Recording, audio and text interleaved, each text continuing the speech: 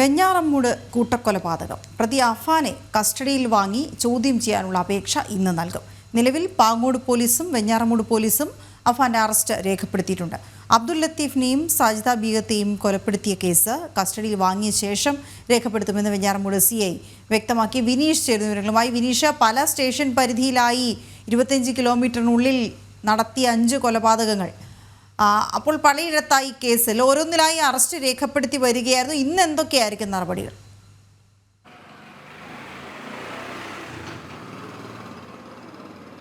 നിലവിൽ അഫാനെ സംബന്ധിച്ചിടത്തോളം അഫാന് മറ്റ് മാനസിക പ്രശ്നങ്ങളോ ഒപ്പം തന്നെ ലഹരിക്ക് അടിമയോ എന്നത് സംബന്ധിച്ചുള്ള റിപ്പോർട്ടുകളൊക്കെ തന്നെ പുറത്തു വന്നിരിക്കുന്നു. നിലവിൽ അഫാൻ ലഹരിക്ക് അടിമയല്ല, മറ്റു മാനസിക പ്രശ്നങ്ങളില്ല എന്നാണ് വിദഗ്ധ സംഘം അല്ലെങ്കിൽ ഡോക്ടർമാരുടെ വിദഗ്ധ സംഘം ഇപ്പോൾ കണ്ടെത്തിയിരിക്കുന്നത്. അത് കഴിഞ്ഞ ദിവസം തന്നെ അതുമായി ബന്ധപ്പെട്ട റിപ്പോർട്ട് വന്നതാണ്. ഈ സാഹചര്യത്തിലാണ് അഫാനെ കസ്റ്റഡിയിൽ വാങ്ങാനുള്ള അപേക്ഷ പോലീസ് നൽകുന്നത്. അത് നിലവിൽ ആശുപത്രി വിടുന്നതിനോട് അനുബന്ധിച്ചായിരിക്കും പോലീസ് കസ്റ്റഡിയിൽ വാങ്ങാനുള്ള അപേക്ഷ കോടതിയിൽ സമർപ്പിക്കുന്നത്. അത് ഇന്ന് തന്നെ കോടതിയിൽ കസ്റ്റഡി വാങ്ങാനുള്ള അപേക്ഷ സമർപ്പിക്കുമെന്നാണ് നമുക്ക് അറിയാൻ സാധിക്കുന്നത്. ഒപ്പം തന്നെ വിവിധ ഇടങ്ങളിലായി 3 പോലീസ് സ്റ്റേഷൻ പരിധികളിലായാണ് അഫാനെതിരെ കേസുകൾ നിലനിൽക്കുന്നത്. 5 കൊലപാതകങ്ങൾ, ഒരു നാടിനെ മൊത്തത്തിൽ നടുക്കിയ 5 കൊലപാതകങ്ങൾ.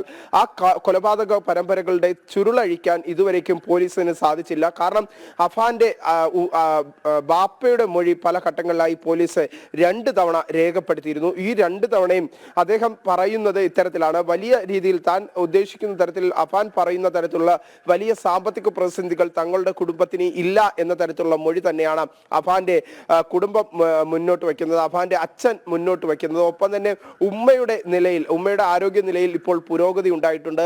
ഉമ്മയെ നേരത്തെ തന്നെ ഉമ്മയുടെ രഹസ്യമൊഴി പല ഘട്ടങ്ങളിലായി മജിസ്ട്രേറ്റ് രേഖപ്പെടുത്തുന്ന ഒരു സാഹചര്യമുണ്ടായി.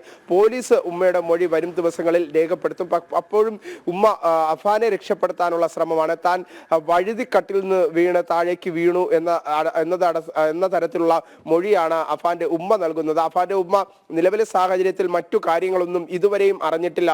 ഇത്തരത്തിൽ മകൻ വലിയ രീതിയിലുള്ള കൊലക്കുറ്റങ്ങൾ നടത്തി അല്ലെങ്കിൽ കൊലപാതകങ്ങൾ നടത്തി എന്ന സംബന്ധിച്ചുള്ള വിവരങ്ങൾ അഫാന്റെ ഉമ്മ ഇതുവരെയും അറിഞ്ഞിട്ടില്ല. നിലവിലെ സാഹചര്യത്തിൽ അഫാൻ എന്തിനു വേണ്ടിയാണ് ഈ കൊലപാതകങ്ങൾ നടത്തിയത് എന്ന് സംബന്ധിച്ചുള്ള ചോദ്യങ്ങൾ വലിയ ചോദ്യചിഹ്നമായി തന്നെ ഉയർന്നു നിൽക്കുന്നു. പോലീസിന് അതിലെ കൃത്യമായ അന്വേഷണത്തിൽ കണ്ടെത്താൻ സാധിച്ചിട്ടില്ല.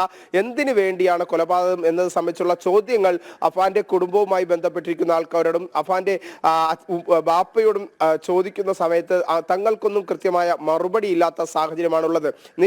നിലവിൽ അഫാന് മറ്റു മാനസിക പ്രശ്നങ്ങളോ അല്ലെങ്കിൽ ലഹരിക്ക് അടിമയോ അല്ല എന്ന് ഡോക്ടർമാരുടെ സംഘം കണ്ടെത്തിയിരിക്കുന്നു. നിലവിലെ സാഹചര്യത്തിൽ ഇനി കസ്റ്റഡിയിൽ വാങ്ങിച്ച് പോലീസ് ചോദ്യം ചെയ്താൽ മാത്രമേ കൂടുതൽ തെളിവുകൾ പോലീസിന് ലഭിക്കാനുള്ള ഒരു സാഹചര്യമുള്ളൂ. അതുകൊണ്ട് തന്നെ പോലീസ് കസ്റ്റഡി അപേക്ഷ ഇന്ന് കോടതിയിൽ സമർപ്പിക്കും എന്നാണ് നമുക്ക് മനസ്സിലാക്കാൻ സാധിക്കുന്നത്.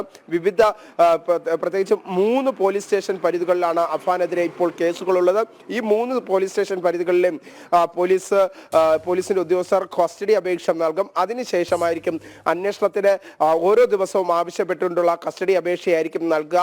എന്തായാലും നിലവിലെ സാഹചര്യത്തിൽ അഫാന്റെ മനസ്സിൽ എന്താണ് ഒളിപ്പിച്ചു വച്ചിരിക്കുന്നതെന്ന് പോലീസിന് കണ്ടെത്താൻ കഴിയാത്ത സാഹചര്യമാണുള്ളത്. അഫാൻ പറയുന്നത് സാമ്പത്തിക പ്രശ്നത്തിലാണ് താൻ ഇത്രയും കൊലപാതകങ്ങൾ നടത്തിയത്, താൻ കടം വാങ്ങിയ ആളുകളെയാണ് കൊലപ്പെടുത്തിയത് എന്ന സംബന്ധിച്ചുള്ള മൊഴിയാണ് പോലീസിന് ഇപ്പോഴത്തെ ഘട്ടത്തിൽ അഫാൻ നൽകിയിട്ടുള്ളത്. പക്ഷേ അതൊന്നും പോലീസ് വലിയ രീതിയിൽ മുഖവിലയ്ക്ക് എടുത്തിട്ടില്ല. കാരണം ഇതിന് പിന്നിൽ മറ്റെന്തെങ്കിലും ഇടപെടലുകൾ ഉണ്ടോ, ഈ കൊലയ്ക്ക് പിന്നിലുള്ള ഉദ്ദേശം മറ്റെന്തെങ്കിലും ആണോ എന്ന സംബന്ധിച്ചുള്ള അന്വേഷണവും പോലീസിന്റെ ഭാഗത്ത് നിന്ന് നടക്കുന്നുണ്ട്. വീണ, തീർച്ചയായും മാനസിക പ്രശ്നങ്ങളില്ല എന്ന് മനസ്സിലാക്കിയതോടുകൂടി ശിക്ഷ കടുത്തത് തന്നെ ലഭിക്കാനാണ് സാധ്യത എന്നുള്ള കാര്യങ്ങളാണ് വിനീഷ് റിപ്പോർട്ട് ചെയ്യുന്നത്.